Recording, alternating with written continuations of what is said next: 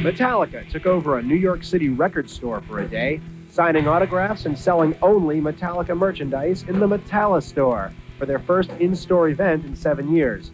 The former Sam Goody's record store was closing its doors the next day, and it wanted to go out with a bang. Metallica's the best! They're my favorite band! They rule! Yeah, Metallica! This is the kind of thing that's pretty cool to do. We'd like to do it more often, but people around us tell us that because of the numbers, whatever that means, that these are the kind of things that also potentially could get pretty out of hand pretty quick. A special giveaway at the one-day Metallica store was a live recording on cassette of 3 songs recorded at a 1991 Moscow performance. Between the music, meeting the band, and all the Metallica stuff, the day was a success. Metallica has been seeing a lot of their fans on the road during the last year and a half, and they're going to be seeing a lot more of them as they continue their ever-expanding world tour. 12 months turned into 15 months, which turned into 17 months, which is now turned into, 23 months. But, we're going to do 6 weeks in the States, and then we're going to go to Asia, Southeast Asia, Australia, New Zealand, then over to South America, and then end with a stadium tour in Europe. Some of the energies in the business should be more concerned with trying to push some original things up to the forefront than to sit there and always look back. They don't want to admit to themselves or to anybody else that there's just people out there that buy records that just want something real. A lot of people up on the 25th floor of these record companies and stuff like that aren't always right about what people want. A few years ago, like I said before, it was exciting when a few bands all of a sudden, like the Chili's and Faith No More, came up, and everybody was like scratching their heads, not knowing what the hell that was all about. And I just love that kind of stuff. And if there's something similar that could happen in '92, or hey, I'm not partial, it could even be '93 for all I care. If something like that comes along and then people go, wow, what the hell is that all about? Right now, I think there's this whole wave of real rock and roll and all this kind of stuff. And I think you'll probably see a lot of that for the next year. It never really strays too far to one side, because which is very much a sign of the American culture, which is that once the scale gets tipped a little too far this way, all the people over here go, wait a minute, and they sort of tuck it back over here. And then these guys over here, so it's like here's the middle point, and then it just sort of balances back and forth, very nice, and never really strays too far, and everybody's kind of happy, and then somebody gets a little pissed off, and it's like that's just America in a nutshell for you, For Metallica's new tour is innovation, and they're not kidding. There are several features to the Evening with Metallica that are not your typical concert fare. First thing, instead of an opening act, Metallica will show a half-hour documentary on the history of the band. I think the Night of Metallica, or whatever it's going to be called, is a cool idea. And incorporating video with history of the band, especially at this point, I think we have a lot of newer fans that don't really know a lot about the early stuff. So it will be nice for them to kind of understand what Metallica is about. When Metallica takes the stage, it's a stage in the form of an arrowhead. There are front row seats on each edge and an audience pit right in the middle of all the action. There's a drum set on either side, and the band is surrounded by microphones. James could be doing a lead vocal from this point over here. I could be doing a backing vocal from here. Kurt could be doing a solo on, because he has pedals all over the stage. Could be doing a wah thing over from this corner, and there's 2 drum sets. Usually there's just one up on one side, and then it moves and rotates. Okay, so at any given time, any given song, any city, any country, any day, the focal point for each song is different. For the hardcore fans who buy Metallica bootlegs, a special section of seats, the taper section, allows fans to bring tape decks and video cameras to record the show. It's a move that flies in the face of the conventional wisdom that bootlegging hurts legitimate record sales. There's one other band that does it, and look where they're at. One of the biggest bands around now. That's the Grateful Dead, for people who don't know. So many changes to their usual show structure, particularly the stage, there was a little trepidation at the final rehearsal. I think half the battle is going out there and seeing it right now. I mean, it's physically being there. I mean, we've come a long way with it. Now we just have to get used to playing on it. Like right now, there's so many things that we're throwing ourselves out into is there's no opening act, kids in the middle, a movie before we're playing. It's like 2 drum kits, this really weird shaped stage. It's like, we don't know what the hell is going to happen, but at least we have the balls to try it. For the shows we've played collectively between, you know, with temperatures of 105 and voices that can't sing and shoulders that can't move and stuff like that. And without sounding corny, I mean, nothing really holds us back if we have a commitment to do these shows. Pois é, não importam as condições, o Metallica garante sempre bom espetáculo. Para quem pensa que o clima nos shows da banda é violento, Lars Ulrich dá mais recado.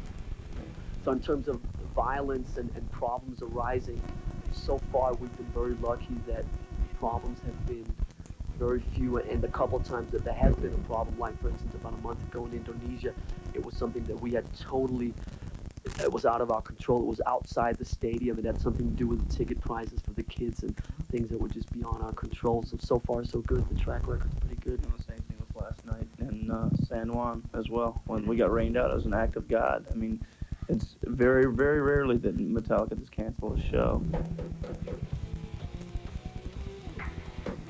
Você viu que Lars mencionou o show na Indonésia e Jason falou em San Juan.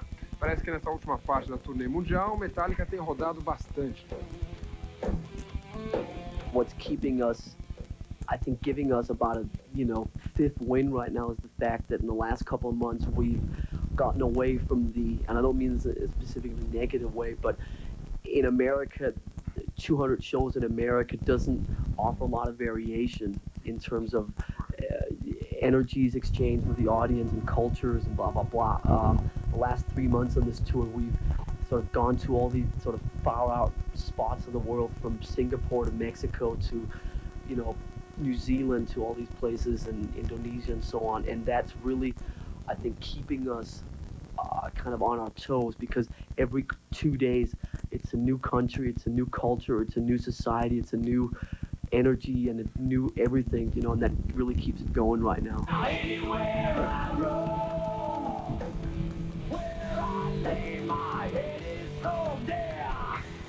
Só que essa turnê do Metallica está tão variada quanto longa. A banda deve parar de tocar em julho, depois de quase 2 anos.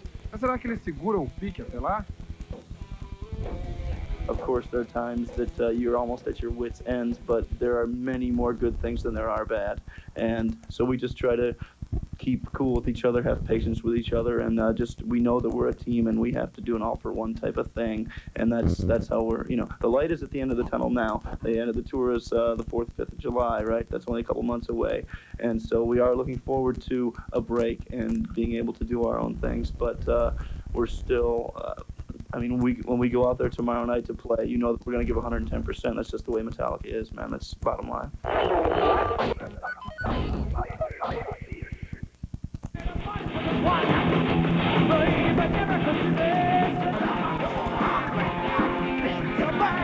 It's been anticipated as the biggest tour of the summer.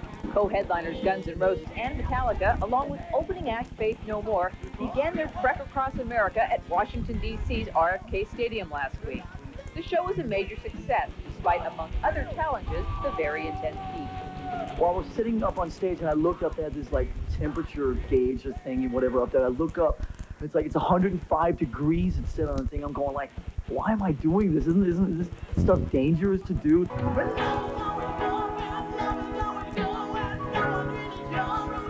With each act only a few weeks off from their last tour leg, getting the music right is one aspect of this show that nobody is worried about. Guns N' Roses says they're so well oiled that the band needed only a single day of preparation, and that without singer Axl Rose, to rehearse a few oldies for the tour. Axl has no concerns about missing the practice. Once the music's there, it's kind of like getting in a car and driving it when the car is completely tuned and it's running well and you know how to drive the car. It's like when the band's got the song down, I know the song. With Faith No More opening the show in the afternoon and Guns N' Roses closing well after midnight, Metallica's middle slot puts them in the unusual position of playing under both sun and light at the same gig. You start when it's still daylight, and then you get the whole transformation into like nighttime and stuff. It's great playing right at twilight and stuff like that. So I'm really happy with the slot that we have here, and it's cool. The only low energy point in this 7.5-hour extravaganza takes place after Metallica's set ends. That's when the great juggling act of getting Metallica's enormous customized stage off and Guns N' Roses' enormous customized stage on begins. You know, the set change between us and Metallica is an hour and 15 because, I mean, they're both big productions, and instead of turning the stage around like most bands do, we have to take down the Metallica stuff and put our stuff up, and it takes a lot of time. So by the time we get on, unfortunately, most of the kids are burnt out. The band certainly aren't burnt out, and that's a good thing because nobody here will be getting rest anytime soon. Both Metallica and Guns N' Roses will return to their own tours in the fall. But for now, this mega tour marches on, a testament, the band say, to their no-compromise careers. It's more of an accomplishment to get all these bands who are so much against the system and against the industry standards and pull it together and make it the biggest thing of the summer. I mean, there's a sense of accomplishment. So yeah, you're excited. Metallica has returned to the road with Guns N' Roses and a new temporary guitarist. John Marshall of Metal Church will be taking up guitar slack for frontman James Hetfield, who suffered second-degree burns to his hands during a pyrotechnic accident on stage in Montreal on August 8th. Hetfield is able to sing, as we discovered at a recent post-accident rehearsal, and he's expected to be well enough to play again soon.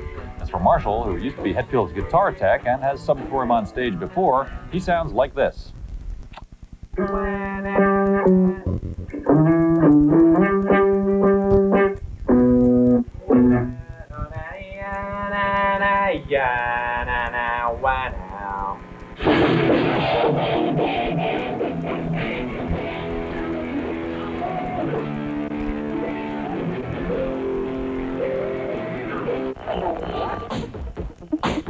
Well, Queen was a band that I grasped onto when I was younger on my own, pretty much.